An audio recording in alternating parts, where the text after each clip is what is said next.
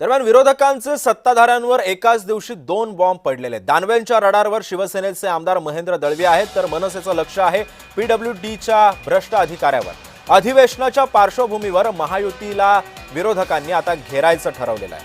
आजच्या अधिवेशनामध्ये नेमके कोणकोणते मुद्दे गाजणार यासोबतच आता या 2 व्हिडिओ बॉम्बनं विरोधकांनी आता सत्ताधाऱ्यांना चांगलंच कैचित पकडण्याचा प्रयत्न केला आहे।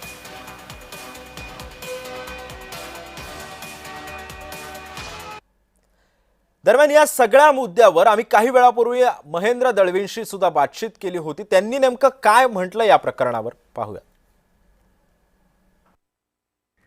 अंबादास दानवेंना माझं ओपन चॅलेंज आहे। आपल्या चॅनलवरती किंवा कुठल्याही चॅनलवरती त्यांनी याची स्पष्टोक्ती द्यावी ना। तर फोटो माझा दाखवलाय, त्यांनी स्पीच दाखवलं, ते पैसे कोण आहे, ते समोर व्यक्ती कोण आहे, कोणाला तरी ब्लॅकमेल करणं अंबादास दानवेचा धंदा आहे।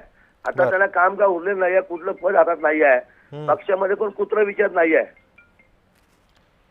आणि अशा माणसाच्याला काय ऍक्शन द्यायची?